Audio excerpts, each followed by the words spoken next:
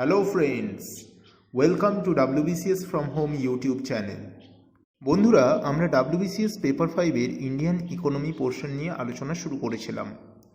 আমরা Indian economy including role and functions of RBI সম্বন্ধে আলোচনা শুরু করেছিলাম।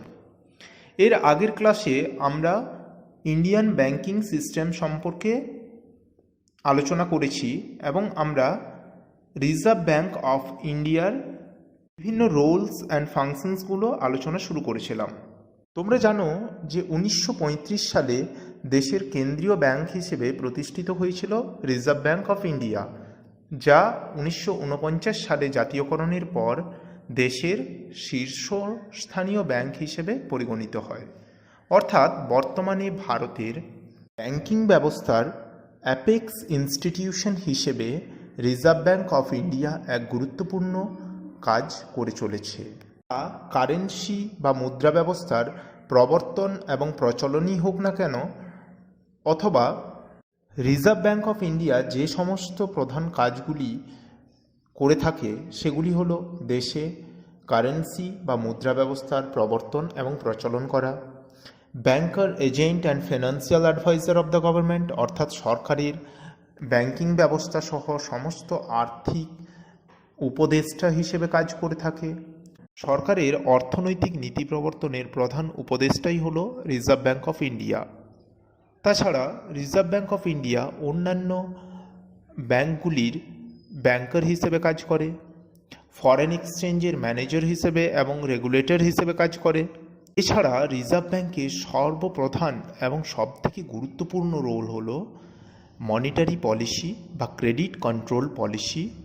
তাহলে আমরা আজকে যে বিষয় নিয়ে আলোচনা করব তা হল monetary policy or credit control policy of reserve bank of India. RBI ঋণ নিয়ন্ত্রণ পদ্ধতির মাধ্যমে দেশে মুদ্রা ব্যবস্থার স্থিতিশীলতা বজায় রাখতে সাহায্য করে। সময়ের সাথে সাথে যেভাবে বাজার ব্যবস্থা পরিচালিত হয়, সেই সঙ্গে প্রয়োজন হয় দেশে টাকার যোগান বৃদ্ধি বা টাকার যোগান কমানোর, এবং এক্ষেত্রে সবথেকে বড় যে ভূমিকা পালন করে থাকে রিজার্ভ ব্যাংক অফ ইন্ডিয়া, তা মনিটারি পলিসি বা ঋণ নিয়ন্ত্রণ পলিসি নামে পরিচিত। বাণিজ্যিক ব্যাংকগুলি ঋণ নিয়ন্ত্রণ করে থাকে ভারতের রিজার্ভ ব্যাংক অফ ইন্ডিয়া। RBI-এর এই আর্থিক নীতিকে নিয়ন্ত্রণমূলক সম্প্রসারণ নীতি বলা হয়ে থাকে, কারণ ঋণের পরিমাণ বৃদ্ধি করে দেশে একদিকে যেমন বিনিয়োগ বৃদ্ধি করতে হয়, সেই একই রকমভাবে মুদ্রাস্ফীতি দেখা দিলে ঋণের পরিমাণ কঠোর হাতে নিয়ন্ত্রণ করতে হয়। RBI-এর এই ঋণ নিয়ন্ত্রণ পদ্ধতিকে প্রধানত দুইটি ভাগে ভাগ করা যায়: কোয়ান্টিটেটিভ কন্ট্রোল এবং কোয়ালিটেটিভ কন্ট্রোল। তাহলে কোয়ান্টিটেটিভ কন্ট্রোল বা পরিমাণগত ঋণ নিয়ন্ত্রণ পদ্ধতি বিষয়টা কি? RBI যখন কোনো একটি বিশেষ বিষয়ের ওপর গুরুত্ব না দিয়ে দেশে সার্বিকভাবে ঋণ নিয়ন্ত্রণ করে থাকে, তখন সেটা হচ্ছে কোয়ান্টিটেটিভ ক্রেডিট কন্ট্রোল মেথড বা পরিমাণগত নিয়ন্ত্রণ পদ্ধতি। এক্ষেত্রে RBI যে সমস্ত মেজার্স নিয়ে থাকে তা হলো bank rate policy, variable reserve ratio policy এবং ওপেন মার্কেট অপারেশন। এই পদ্ধতি অবলম্বন করে RBI দেশে সার্বিকভাবে বাজারে হয় টাকার পরিমাণ বৃদ্ধি করে অথবা বাজার থেকে টাকার পরিমাণ শুষে নেয় বা শোষণ করে। RBI-এর ঋণ নিয়ন্ত্রণ পদ্ধতির আরেকটি উপাদান, যা কোয়ালিটেটিভ কন্ট্রোল পলিসি বা গুণগত ঋণ নিয়ন্ত্রণ পদ্ধতি। তার মাধ্যমে RBI কী করে থাকে না, বিশেষ কিছু কিছু বিষয়ে ঋণ নিয়ন্ত্রণ করে থাকে। এই গুণগত ঋণ নিয়ন্ত্রণ পদ্ধতিতে RBI ব্যাংকগুলিকে উপদেশ দিয়ে থাকে বা পরামর্শ দিয়ে থাকে যে কোন ধরনের ভোক্তাদের ঋণ দিলে তার সুবিধা হবে। এই কোয়ালিটেটিভ ক্রেডিট কন্ট্রোল পলিসির মধ্যে RBI যে বিষয়গুলি করে থাকে তা হলো সিলেক্টিভ ক্রেডিট কন্ট্রোল মেথড বা নির্বাচিত ঋণ নিয়ন্ত্রণ পদ্ধতি, মোরাল সুয়েশন বা নৈতিক অনুরোধ, margin control, regulation of consumer credit, credit control through ceiling, credit planning, direct action, etc. তাহলে যদি আমরা বিষয়টিকে সাম আপ করি তাহলে আমরা বলতে পারি in quantitative measures RBI controls the overall money supply in the economy, whereas in quantitative credit control policy, RBI controls the money volume and credit supply in the system.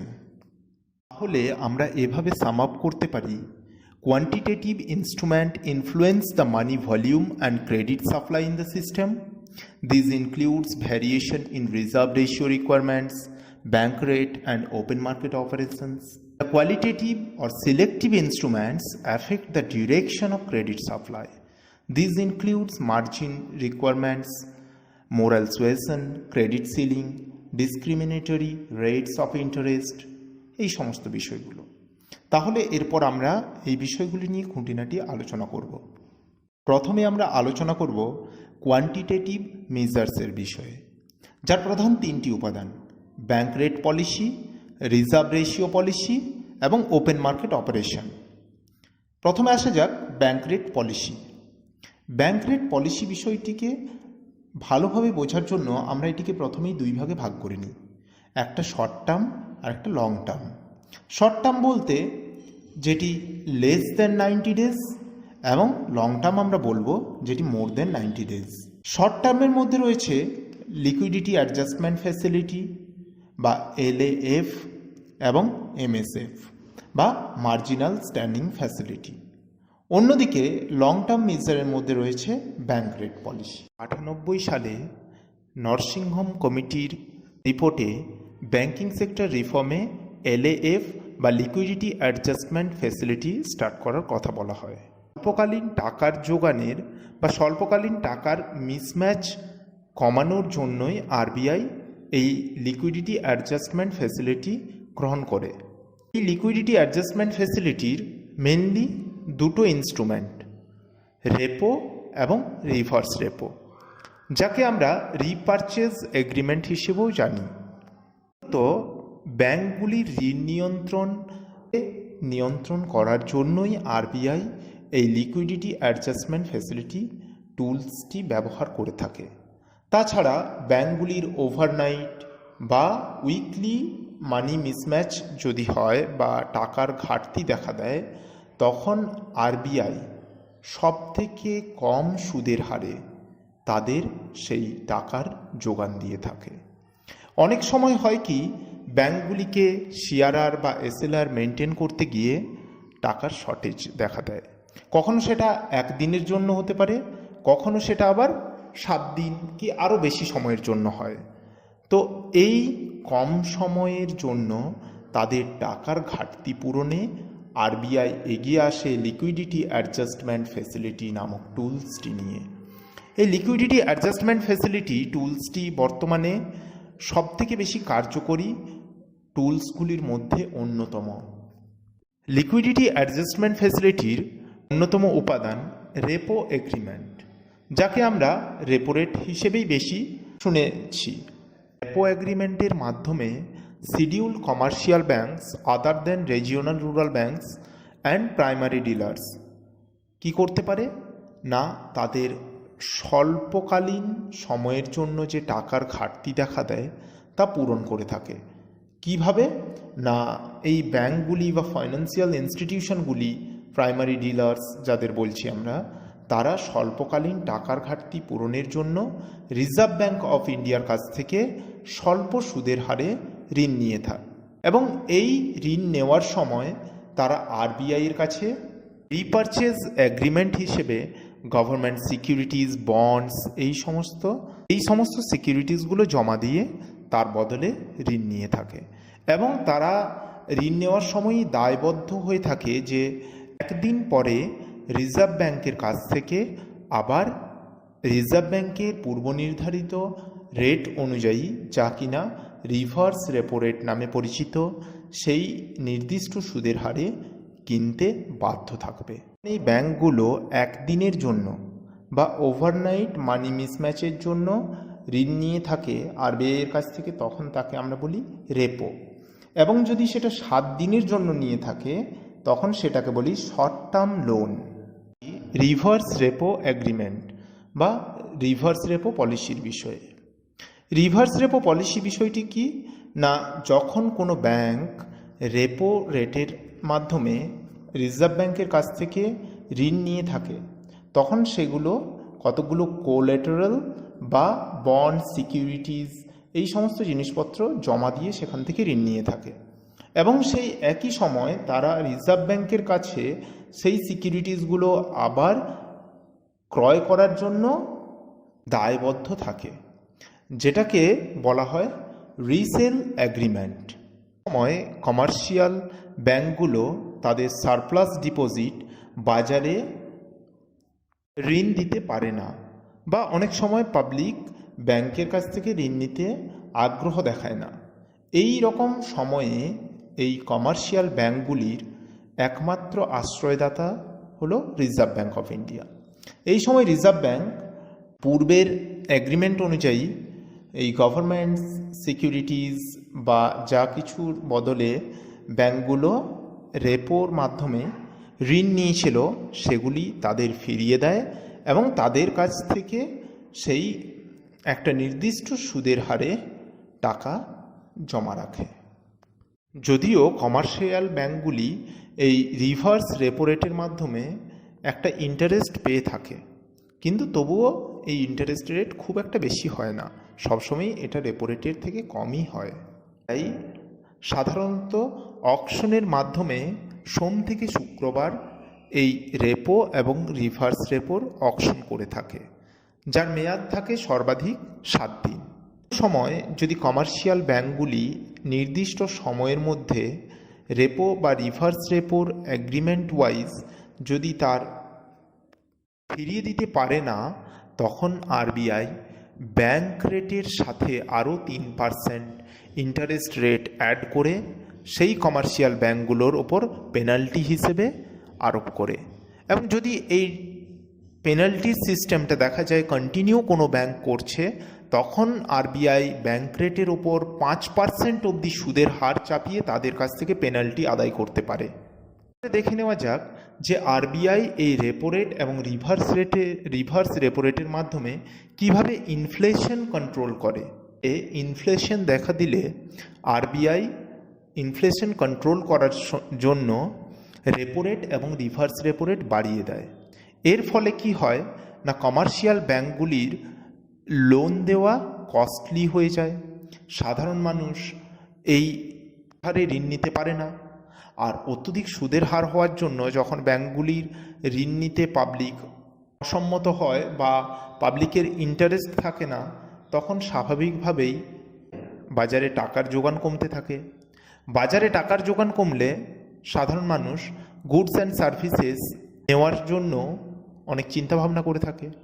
যে সমস্ত জিনিসপত্রগুলো তাদের কেনার প্রয়োজন মনে হয় না, অত্যধিক প্রয়োজন মনে হয় না, সেগুলো কেনা থেকে তারা বিরত থাকে।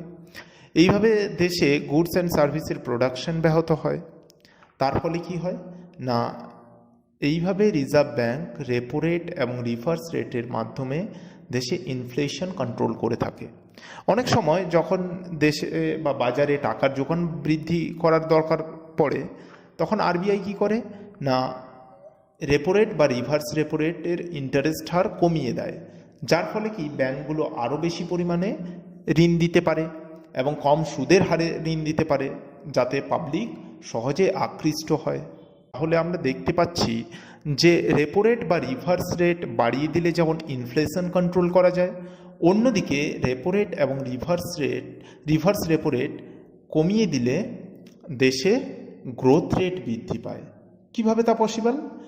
হ্যাঁ, এটা পসিবল এইভাবে যে রেপো রেট বা রিভার্স রেপো রেট যদি কমিয়ে দেয়, ব্যাংকগুলি কম সুদের হারে পাবলিককে লোন দিতে পারে এবং পাবলিকের হাতে যখন টাকা আসে তখন সেটা তারা ইনভেস্ট করার জায়গা খুঁজে বেড়ায়। ধরা যাক কোনো পাবলিক বা কোনো ব্যক্তি একটা নিজের শিল্প করতে চাইছে বা স্মল স্কেল ইন্ডাস্ট্রি করতে চাইছে।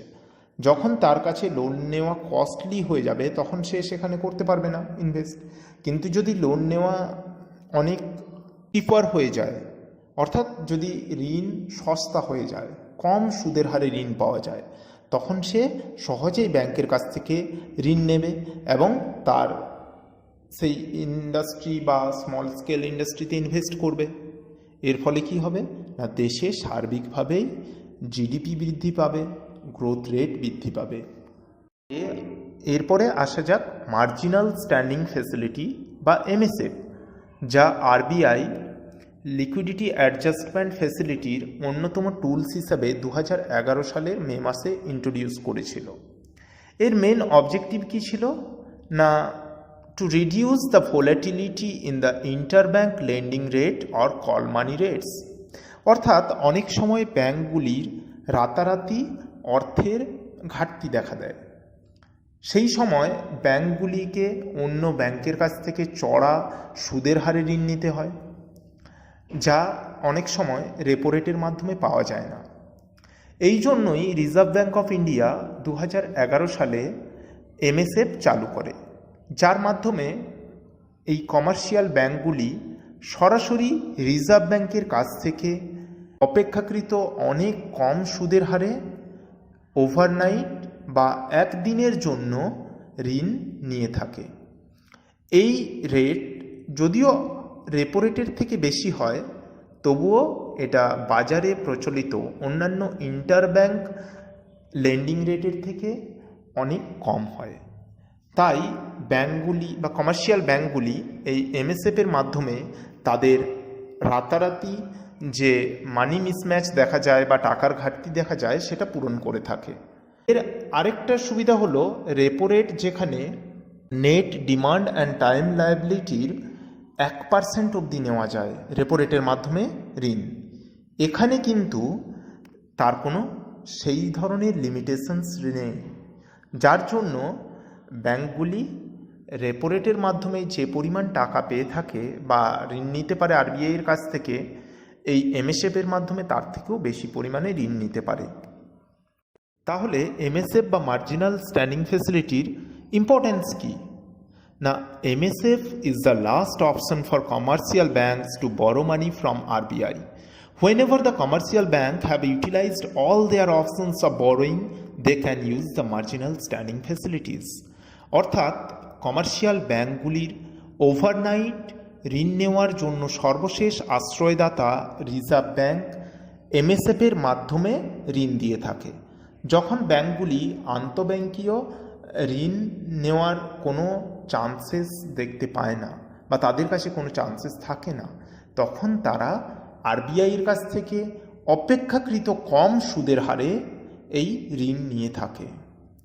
যদিও এই এমএসএফ রেট সবসময় রেপো রেটের থেকে বেশি হয়, সময়ে সময়ে আরবিআই তা ফিক্সড করে দেয়। স্টার্টিংয়ে আরবিআই এটা ঠিক করেছিল যে রেপো রেটের থেকে 100 বেসিস পয়েন্ট বেশি থাকবে, অর্থাৎ রেপো রেটের থেকে 1% বেশি ইন্টারেস্ট রেট লাগবে, কিন্তু সময়ের সাথে সাথে তা পরিবর্তিত হয়েছে। এমএসএফের মাধ্যমে ঋণ নেওয়ায় কমার্শিয়াল ব্যাংকগুলির একটা এক্সট্রা ফ্যাসিলিটিস রয়েছে, যেটা রেপো রেটে তারা পায় না। সেটা কি না, এক্ষেত্রে তারা এসএলআর বা স্ট্যাচুটারি লিকুইডিটি রেশিওতে যে সমস্ত সিকিউরিটিসগুলো রয়েছে তার বেসিসেও কিন্তু এখান থেকে ঋণ নিতে পারে, যেটা আরবিআইয়ের ক্ষেত্রে পসিবল হয় না। এমএসএফের মাধ্যমে শিডিউল কমার্শিয়াল ব্যাংকগুলি মিনিমাম 1 কোটি টাকা বা তার মাল্টিপ্লায়ে ঋণ নিয়ে থাকে এবং এটাই ঋণ নিতে হয় তাদের। রেপো রেট এবং মার্জিনাল স্ট্যান্ডিং ফ্যাসিলিটির মধ্যে সিমিলারিটিস থাকলেও কয়েকটা ক্ষেত্রে কিছু ডিফারেন্সও লক্ষ্য করা যায়। যেমন কি না, রেপো রেটের মাধ্যমে যেখানে আরবিআই কমার্শিয়াল ব্যাংক এবং প্রাইমারি ডিলার্স উভয়কেই ঋণ দিয়ে থাকে, অন্যদিকে এমএসএফের মাধ্যমে আরবিআই শুধুমাত্র কমার্শিয়াল ব্যাংক এবং ফিনান্সিয়াল ইনস্টিটিউশনগুলোকেই ঋণ দিয়ে থাকে। রেপো রেটের মাধ্যমে ঋণ নেওয়ার সময় ব্যাংকগুলি এসএলআর বা স্ট্যাচুটারি লিকুইডিটি রেশিওর জন্য যে সমস্ত সিকিউরিটিসগুলো রেখেছে সেগুলো কাজে লাগাতে পারে না, কিন্তু এমএসএফ বা মার্জিনাল স্ট্যান্ডিং ফ্যাসিলিটি লেন্ডিংয়ের ক্ষেত্রে কমার্শিয়াল ব্যাংকগুলো এসএলআরকে কাজে লাগাতে পারে। আমরা ব্যাংক রেট পলিসির শর্ট টার্ম ইনস্ট্রুমেন্টগুলো নিয়ে আলোচনা করলাম। এরপর আমরা দেখি লং টার্ম ইনস্ট্রুমেন্টের বিষয়ে, যা কিনা ব্যাংক রেট নামে পরিচিত। ব্যাংক রেট বলতে বোঝায় সেই নির্দিষ্ট সুদের হারকে যা আরবিআই ফিক্স করে দেয় কমার্শিয়াল ব্যাংকগুলির লোন নেওয়ার জন্য। এই ব্যাংক রেটের মাধ্যমে কমার্শিয়াল ব্যাংক বা আদার ফাইন্যান্সিয়াল ইনস্টিটিউশনগুলো একটি নির্দিষ্ট সুদের হারে আরবিআইয়ের কাছ থেকে ঋণ নিয়ে থাকে, এবং এই ঋণ নেওয়ার সময় তাদের রেপো রেট বা এমএসএফের জন্য যেমন সিকিউরিটিজ বা বন্ডস এই সমস্ত কোলেটারালস লাগতো, এখানে কিন্তু সেরকম কিছু লাগে না। ব্যাংকগুলি তাদের দীর্ঘকালীন টাকার ঘাটতি পূরণের জন্য আরবিআইয়ের কাছ থেকে ঋণ নিয়ে থাকে। এই ব্যাংক রেটকে অনেক সময় ডিসকাউন্ট রেটও বলা হয়। ব্যাংক রেটকে অনেক সময় আমরা ওভারনাইট রেটের সাথে মিলিয়ে ফেলি, কিন্তু মনে রাখতে হবে ব্যাংক রেট হলো সেই ইন্টারেস্ট রেট যা কিনা সেন্ট্রাল ব্যাংক কমার্শিয়াল ব্যাংকগুলোর কাছে চার্জ করে থাকে কোনো রকম সিকিউরিটিজের বদলেই।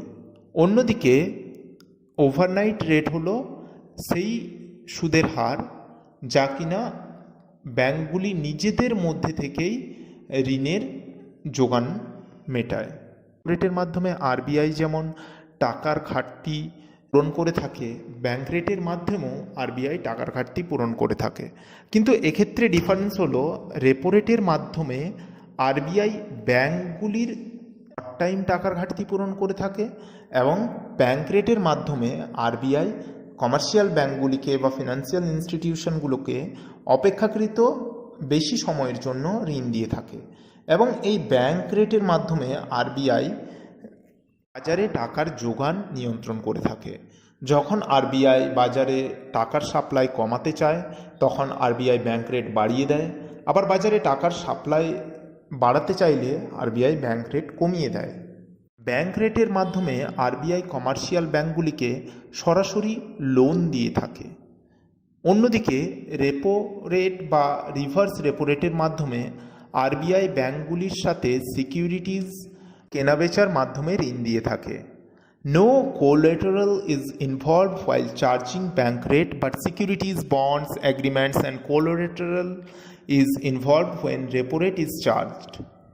Repo rate is always lower than bank rate. Increase in bank rate directly affects the lending rates offered to the customer, restricting people to avail loans and damages the overall economic growth. Whereas increase in repo rate is usually handled by the banks and does not affect customers directly. Comparatively, bank rate caters to long-term financial requirements of commercial banks, whereas repo rate focuses on short-term financial needs. তাহলে যেটা বলছিলাম যে repo রেটের মাধ্যমে ব্যাংকগুলি অল্প সময়ের জন্য তাদের টাকার ঘাটতি পূরণ করে থাকে, এবং ব্যাংক রেটের মাধ্যমে ব্যাংকগুলি বা ফাইন্যান্সিয়াল ইনস্টিটিউশনগুলি তাদের দীর্ঘকালীন বা অপেক্ষাকৃত বেশি সময়ের জন্য 90 দিনের বেশি সময়ের জন্য টাকার ঘাটতি পূরণ করে থাকে। এক কথায় বলতে গেলে the central bank uses these two powerful tools to introduce and monitor the liquidity rate, inflation rate and money supply in the market. আমরা আলোচনা করব রিজার্ভ রেশিও পলিসির বিষয়ে। RBI mandates it for commercial bank to keep a certain percentage of deposit with the central bank. অর্থাৎ RBI এটা বাধ্যতামূলক করেছে যে প্রতিটি কমার্শিয়াল ব্যাংককে তার নির্দিষ্ট পরিমাণ ডিপোজিটের একটা পোর্শন সেন্ট্রাল ব্যাংকে বা আরবিআইয়ের কাছে জমানত হিসেবে জমা রাখার জন্য। এই রিজার্ভ রেশিওর মধ্যে রয়েছে ক্যাশ রিজার্ভ এবং লিকুইডিটি রিজার্ভ। তাহলে আমরা প্রথমেই যেটা নিয়ে আলোচনা করব তা হলো ক্যাশ রিজার্ভ রেশিও বা CRR. Cash reserve ratio or CRR refers to the certain proportion of net demand and time liability of the commercial banks which has to be reserved in the form of cash or liquid asset under the supervision of RBI as per section 42 of the RBI Act. এর অর্থ হলো RBI commercial ব্যাংকগুলিকে তাদের total যে savings রয়েছে অর্থাৎ তাদের কাছে জমা থাকা পাবলিকের আমানতের একটি অংশ আরবিআইয়ের কাছে জমা রাখতে হবে, এটি বাধ্যতামূলক। আরবিআই এটি স্ট্রিক্টলি কন্ট্রোল করে। যদি দেখা যায় কোনো কমার্শিয়াল ব্যাংক এই সিআরআর মেনটেন করতে ডিফল্টার হয়ে যায়, তখন আরবিআই ব্যাংক রেটের ওপর 3% ইন্টারেস্ট চাপিয়ে তার ওপর পেনাল্টি বসায়। এবং যদি এটা আরও সে সংশোধন না করে এবং নিয়ার ফিউচার আবারও দেখা যায়, তখন আরবিআই কী করে থাকে না, ব্যাংক রেটের ওপর 5% ইন্টারেস্ট বসিয়ে সেই ব্যাংকের ওপর চার্জ করে থাকে। The main objectives of CRR are controlling supply of money in the market. It facilitates to avoid the circumstances of a cash crunch. It facilitates in maintaining the rate of inflation in the economy. ধরা যাক state bank of ইন্ডিয়ার 1000 কোটির net demand and time liabilities রয়েছে এবং RBI fixed করলো যে 4% CRR রাখতে হবে। তাহলে স্টেট ব্যাংক অফ ইন্ডিয়া 40 কোটি টাকা আরবিআইয়ের কাছে রিজার্ভ রাখবে ক্যাশ রিজার্ভ রেশিও হিসেবে, এবং বাকি যে 960 কোটি টাকা রয়েছে সেটি বিভিন্নভাবে ইনভেস্ট করবে বা বিনিয়োগ করবে। সে পাবলিককে ঋণ দিয়েই হোক বা গভর্নমেন্টকে ঋণ দেখ বা কোনো ফাইন্যান্সিয়াল ইনস্টিটিউশনকে ঋণ দেখ, তাতে কোনো অসুবিধা নেই। কিন্তু এই 40 কোটি টাকা তাকে ক্যাশ হিসাবে আরবিআইয়ের কাছে জমা রাখতেই হবে। এরপর আমরা পড়ব এসএলআর বা স্ট্যাচুটারি লিকুইডিটি রেশিওর বিষয়ে। RBI time to time commercial ব্যাংকগুলিকে একটি নির্দিষ্ট রেটে টোটাল যে অ্যাসেট রয়েছে সেই অ্যাসেটের একটা নির্দিষ্ট পরিমাণ ক্যাশ বা গোল্ড বা গভর্নমেন্ট অ্যাপ্রুভড সিকিউরিটিজের মাধ্যমে নিজেদের কাছেই সেভিংস করে রাখতে হয়। অর্থাৎ এই পোর্শন টাকা বা এই পোর্শন লিকুইডিটি তারা বাজারে ঋণ হিসাবে দিতে পারে না। যদিও এই এসএলআর কমার্শিয়াল ব্যাংকগুলি এমএসএফের ক্ষেত্রে লোন নেওয়ার সময় কাজে লাগাতে পারে। Statutory liquidity ratio refers to the certain proportion of NDTL or net demand and time liability of the commercial banks that has to be maintained with itself in form of liquid assets such as cash, gold or government approved securities by the commercial banks. The SLR is an important instrument of monetary policy of RBI to control the flow of money in the market. এইভাবে তাহলে আমরা দেখতে পাচ্ছি যে এসএলআরের মাধ্যমেও RBI কিভাবে বাজারে টাকার যোগান নিয়ন্ত্রণ করে থাকে। যখন কোনো কমার্শিয়াল ব্যাংক এই এসএলআর বা স্ট্যাচুটারি লিকুইডিটি রেশিওর পোর্শন মানতে পারে না বা এটা তারা আরবিআইয়ের গাইডলাইন অনুযায়ী এসএলআর মেনটেন করতে পারে না, তখন আরবিআই তাদের ওপর একটা পেনাল্টি চার্জ আরোপ করে, যেটা ব্যাংক রেটের সাথে আরও 3% অ্যাড করে করা হয়। এবং যদি ব্যাংকগুলি সেই পোর্শনটাও পরের ওয়ার্কিং ডেজেও ফুলফিল করতে না পারে, তাহলে তখন ব্যাংক রেটের ওপর 5% পেনাল্টি হিসেবে চার্জ করা হয়। এখানে আমরা এসএলআরের 3টি কম্পোনেন্টসের বিষয়ে আলোচনা করেছি। এনডিটিএল বা net demand and time liability, অর্থাৎ ব্যাংকের মধ্যে যে ডিমান্ড ডিপোজিট এবং টার্ম ডিপোজিট রয়েছে তার একটা প্রপোর্শন হিসেবেই এসএলআর রাখতে হয়। এরপরে আসি লিকুইড অ্যাসেট। লিকুইড অ্যাসেট বলতে বোঝায় যে ক্যাশ টাকা ব্যাংকের হাতে রয়েছে সেই পোর্শন টাকাটা। এক্ষেত্রে বলে রাখি যে ক্যাশ টাকা ছাড়াও যে সমস্ত দ্রব্যকে আমরা সহজেই লিকুইড ক্যাশে কনভার্ট করতে পারি সেগুলো লিকুইড অ্যাসেটের মধ্যে পড়ে। যেমন আমরা gold, government bond, treasury bill এগুলোকেও লিকুইড অ্যাসেটের মধ্যে গণ্য করব। এরপর রয়েছে স্ট্যাচুটারি লিকুইডিটি রেশিও লিমিট, অর্থাৎ এসএলআরের একটা ম্যাক্সিমাম এবং মিনিমাম লিমিট আরবিআই ফিক্সড করে দিয়েছে। আরবিআইয়ের নির্ধারিত ম্যাক্সিমাম এসএলআর হচ্ছে 40% অফ এনডিটিএল বা net demand and time liabilities, কিন্তু আরবিআই মিনিমাম এসএলআরের কোনো রেট নির্ধারিত করেনি, অর্থাৎ এটি 0%ও হতে পারে। এরপরে দেখা যাক যে অবজেক্টিভস কী কী, এসএলআরের মেন অবজেক্টিভস কী। The statutory liquidity ratio ensures the solvency of commercial banks in case of economic recession, অর্থাৎ ইকোনমিক রেসেশনের সময় কমার্শিয়াল ব্যাংকগুলিকে নিরাপত্তা দেয়। It facilitates the RBI to regulate the flow of funds in the market, বাজারে টাকার যোগানকে নিয়ন্ত্রণ করে। It also facilitates the RBI to control the rate of inflation in India. ভারতে inflation বা মুদ্রাস্ফীতি চেক করার জন্য এটি অন্যতম হাতিয়ার হিসেবে আরবিআই ব্যবহার করে। The SLR encourages commercial banks to invest their funds into government securities. It restricts the commercial banks to prevent its liquid cash from excess liquidation. অর্থাৎ কমার্শিয়াল ব্যাংকগুলি তাদের কাছে থাকা সমস্ত অর্থই যাতে না বাজারে ঋণ হিসেবে দিয়ে দিতে পারে সেই বিষয়ে নিয়ন্ত্রণ করার জন্য এটি ব্যবহৃত হয়। Statutory liquidity ratio also plays a significant role if banks are failing to maintain CRR. In this case, banks can sell their reserves, that means gold, government securities, to maintain CRR. অনেক সময় ব্যাংকগুলি যদি CRR maintain করতে না পারে তাহলে এই liquidity asset যা কিনা গোল্ড, গভর্নমেন্ট সিকিউরিটিজ ব্যাংকের কাছে জমা রয়েছে সেগুলো বিক্রি করেও ব্যাংকগুলো সিআরআর মেনটেন করে থাকে। এবারে দেখে নিই যে এসএলআর আর সিআরআর মধ্যে কি কিছু ডিফারেন্স আছে। হ্যাঁ, আছে।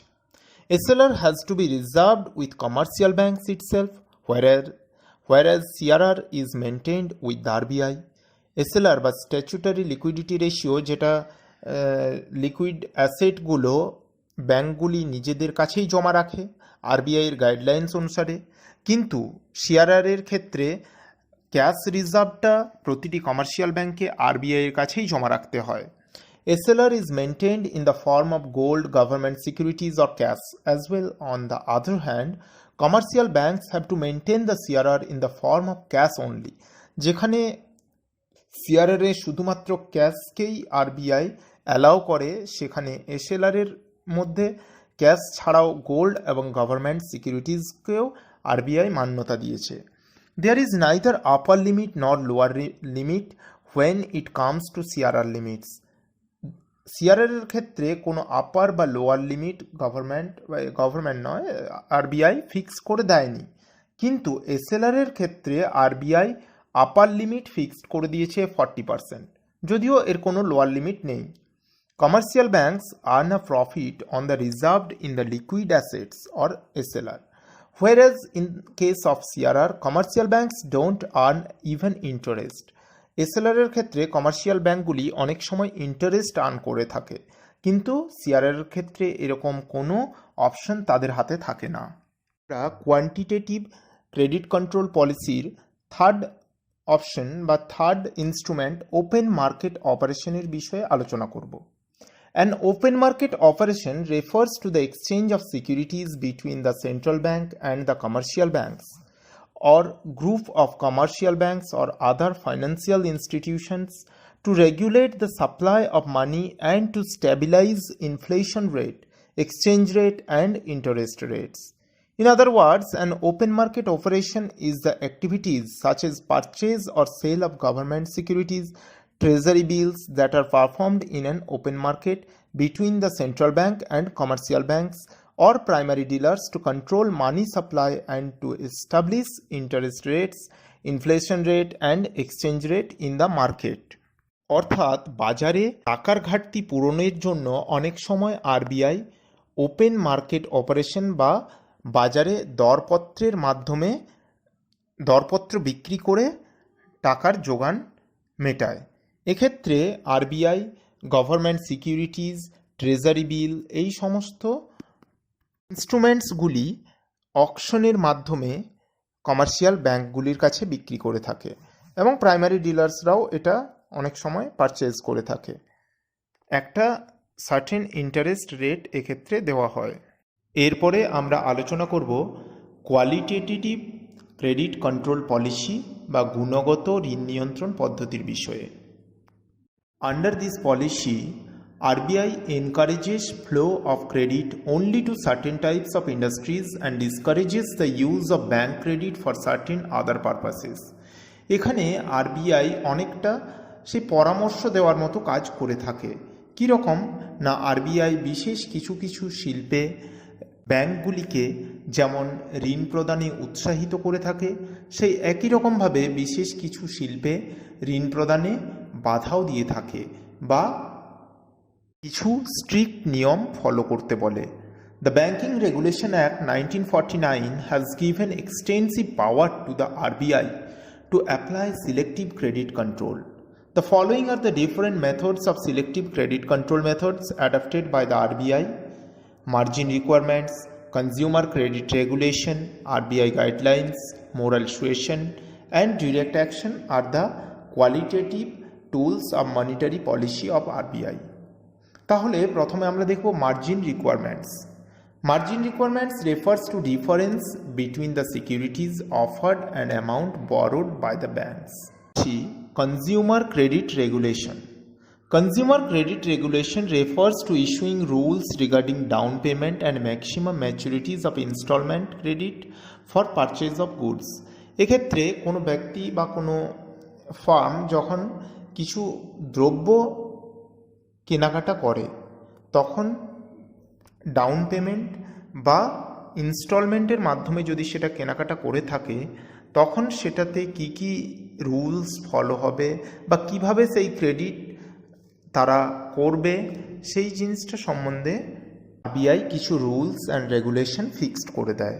এটাই হলো কনজিউমার ক্রেডিট রেগুলেশন।